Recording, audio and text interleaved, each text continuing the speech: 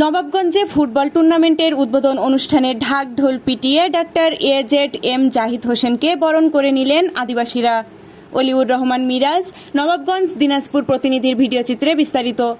বাংলাদেশ জাতীয়তাবাদী দল বিএনপি সবসময় কাজের মাধ্যমে মানুষের আস্থা অর্জন করেছে, কথার ফুলঝুরিতে নয়। বিএনপি জনগণের জন্য যা করেছে তা বাস্তবমুখী এবং মানুষের জীবনমান উন্নয়নে সহায়ক ছিল।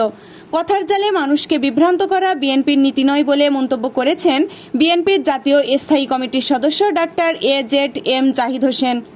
গত শনিবার 13 সেপ্টেম্বর দুপুরে দিনাজপুরের নবাবগঞ্জ উপজেলার মাহমুদপুর ইউনিয়নের ভেবটগাড়ি আদিবাসী ফুটবল টুর্নামেন্টের উদ্বোধনী অনুষ্ঠানে তিনি কথা বলেন।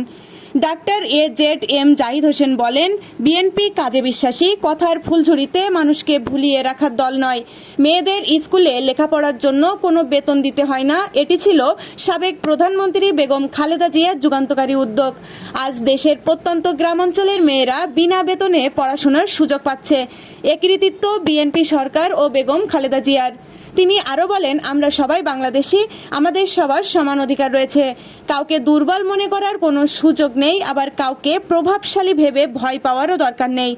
আপনারও একটি ভোট, আমারও একটি ভোট, এই সমতার ভিত্তিতে রাষ্ট্র পরিচালিত হওয়া উচিত। আমার চেয়ে আপনার বেশি অধিকার নেই, আবার আপনার চেয়ে আমারও বেশি অধিকার নেই। তাই আমাদের উচিত একসাথে ঐক্যবদ্ধভাবে কাজ করা।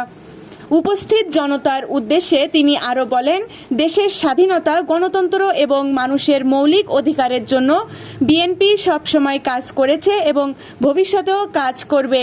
জনগণই দেশের মালিক, এই বিশ্বাস নিয়ে বিএনপি মানুষের পাশে দাঁড়িয়েছে এবং থাকবে।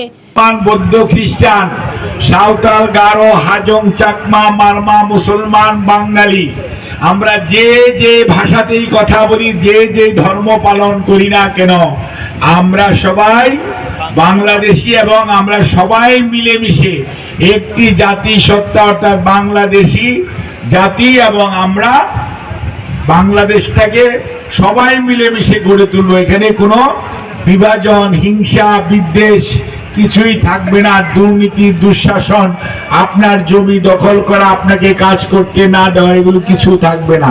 সবাই মিলেমিশে কাজ করবে। এটার নেতৃত্ব দিচ্ছে আমাদের নেতা জনাব তারেক রহমান।